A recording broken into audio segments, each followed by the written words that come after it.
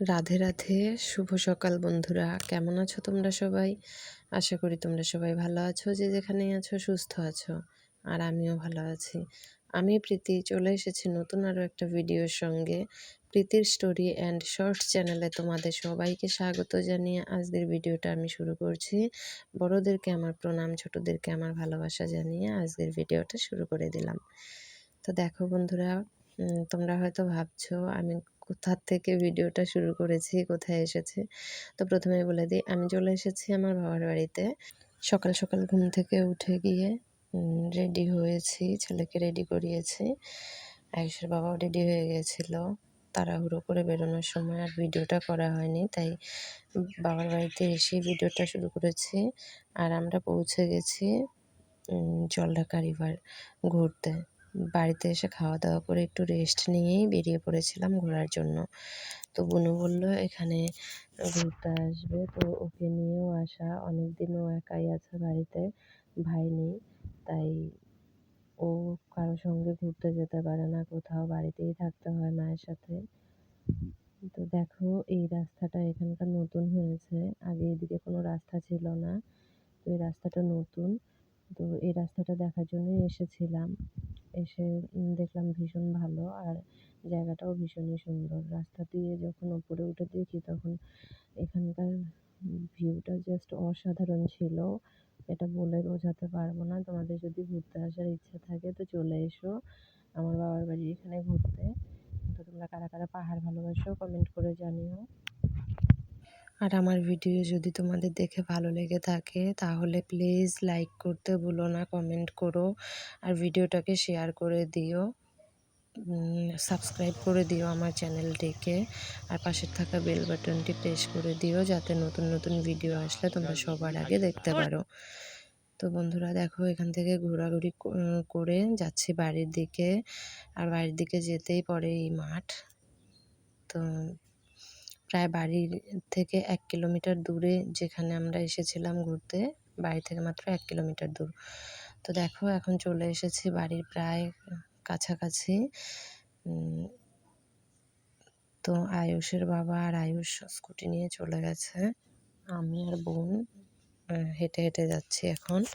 বাড়িতে পৌঁছে খাওয়া দাওয়া করতে বসে পড়েছি। আয়ুষের বাবাও খাচ্ছিল আর আমিও খেয়ে নিচ্ছিলাম। আয়ুষকে আগেই খাওয়ানো হয়ে গেছে।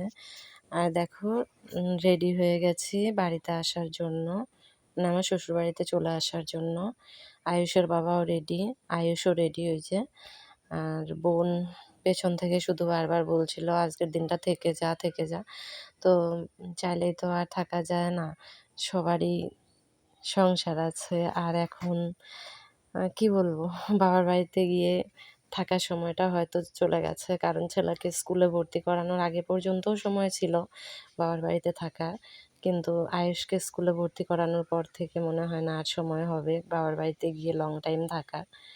তো এর আগে থেকেছি 10 দিন 15 দিন ইচ্ছা মতো, কিন্তু এখন আর মনে হয় না হবে সেটা।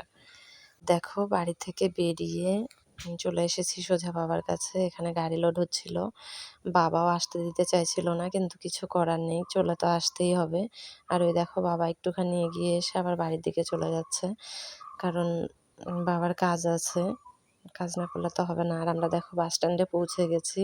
5 মিনিটের মতো দাঁড়ানোর পর বাস এসে গেছে, বাসে উঠে পড়েছি। আর বাসে ওঠার পরে দেখো আমার অবস্থা।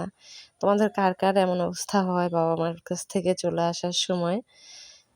বাবা মার সামনে কাঁদতে পারি না, বাসে ওঠার পরেই 2 চোখ ঘুরে জল চলে আসে, কারণ বাবা মার সামনে কাঁদলে বাবা মাও কষ্ট পাবে। তাই কথা বলতে বলতে দেখো ডায়না রিভার পার হয়ে যাচ্ছে। আর বাইরের দৃশ্যটা দেখো কতটা সুন্দর, সত্যি প্রকৃতির অপরূপ দৃশ্য, মন মুগ্ধ করে তোলে। বাইরের দিকে শুধু তাকিয়েই থাকতে ইচ্ছা করে। আর আমার বাবা মা যেহেতু ডুয়ার্সে থাকে এখন, আর ওখানকার পরিবেশটা সত্যিই ভীষণ সুন্দর। যারা যারা ডুয়ার্স তোমরা ঘুরেছো তারা জানো কতটা সুন্দর। সত্যি প্রকৃতির অপরূপ সৌন্দর্য যেন ওখানে গেলেই পাওয়া যায়। রাস্তায় পরে আর ভিডিও করিনি, সোজা বাড়িতে এসে উঠোন ঘর ঝাড়ু দেওয়ার পরে ভিডিওটা আবার শুরু করেছি। তো উঠোন ঘর ঝাড়ু দেওয়া হয়ে গেছে, চলে গেছি রাস্তায় ছোট সদস্যদেরকে দেখতে। আর দেখতেই পাচ্ছ আমি কথা বলতে পারছি না, আমার ভীষণ কষ্ট হচ্ছিল। বাড়িতে পৌঁছানোর পর কাজগুলো সেরে রেখে আর ভিডিওটা কন্টিনিউ করিনি। এটা পরদিন সকালবেলার ভিডিও তোমরা দেখছো। ঘুম থেকে উঠে বিছানা তুলে নিয়ে ঘর মুছে নিচ্ছি। ঘর ঝাড়ু দেওয়া হয়ে গেছিলো আগেই আমার। আর বিছানার বালিশ কভার, বেড কভার সব তুলে নিয়েছি আজকে ধোয়ার জন্য। তো আমি ঘরটা মুছে এসে বারান্দাটা মুছছি। তো মোছাও আমার প্রায় কমপ্লিট। তো এই কাজগুলো করে আমি জামাকাপড়গুলো ভিজিয়ে রেখে চলে এসেছি ব্রাশ করতে। আর ব্রাশ করা হয়ে গেলে আমি জামাকাপড়গুলো ধুয়ে মেলে দিয়ে একদম স্নান করে নেব। স্নান সেরে খাওয়া দাওয়া কমপ্লিট করে বেরিয়ে পড়েছি। এখন যাব আয়ুষের বাবার ওখানে, ও দোকানে গেছে, তো ফোন করলো একটু বাজারে যাওয়ার জন্য, তো তাই যাচ্ছি আমি আর আয়ুষ। বাড়ি থেকে বেরিয়ে পড়েছি, আর রাস্তা দিয়ে ঘুরে না গিয়ে আজকে সোজা মাঠ দিয়ে পাকা রাস্তায় ওঠার জন্য চলে এসেছি মা ছেলে মিলে। আজকে বাজারে যাওয়ার বিশেষ কারণ হচ্ছে রেশন দিচ্ছে, তো এই মাসের রেশন তোলা হয়নি, তাই যাচ্ছি রেশন তুলতে। আর আমার আর আয়ুষের কার্ড আমাদের ফ্যামিলির যে আরও 3জন মেম্বার আছে তাদের সাথে লিঙ্ক হয়নি, তো ওই কারণেই আমার রেশন আমাকেই তুলতে হয়, সাথে আয়ুষেরটাও। মা ছেলে মিলে হাঁটতে শুরু করেছি, কারণ আমাদের এখানে রাস্তার কাজ হচ্ছে, টোটো খুব একটা বেশি পাওয়া যাচ্ছে না এখন বাজারে যাওয়ার জন্য। তো আয়ুষও হেঁটে যেতে চাচ্ছিল না, তাই একটা জায়গায় ছায়াতে গিয়ে দাঁড়াই। কিছুটা সময় দাঁড়িয়ে থাকার পর একটা টোটো আসে, তারপর সেই টোটো করে আমি আর আয়ুষ বাজারে পৌঁছে যাই। বাজারে পৌঁছেও আর কোনো ভিডিও করিনি, সোজা রেশনের এখানে এসে একটু সময় ভিডিও করতে পেরেছিলাম, তারপর ফোনটা পুরোপুরি সুইচ অফ হয়ে যায়। আর ফোন সুইচ অফ হওয়ার কারণে বাড়িতে কখন এলাম, বাড়িতে এসে খাওয়া দাওয়া করেছি, বিকেলের কাজ, সেগুলো তোমাদের সাথে আর শেয়ার করতে পারিনি। রাতে ছিল বউ ভাতের অনুষ্ঠানে নিমন্ত্রণ, তো রেডি হয়ে চলে এসেছি বউ ভাত খেতে। তো এই যে ব্রাইড, তোমরা তো দেখলেই। আর এখানে এসে দাদাদের সাথে দেখা হয়ে গেল, আর পৌঁছতে না পৌঁছতেই শুরু হয়ে গেল মুষলধারে বৃষ্টি, যেমন হাওয়া তেমনি বৃষ্টি। তো অনেকটা সময় বসে গল্প করার পর তারপর চলে এসেছি সোজা খাওয়ার প্যান্ডেলে। খাওয়ার প্যান্ডেলে পৌঁছে সেখানকার পরিবেশটা দেখে আমার ভালো লাগেনি, আর কেন ভালো লাগেনি তোমরা দেখলেই বুঝতে পারবে। আর এখানকার ক্যাটারিং সার্ভিসও ছিল অতুলনীয়, কিছু বলার নেই এই সম্পর্কে আমার।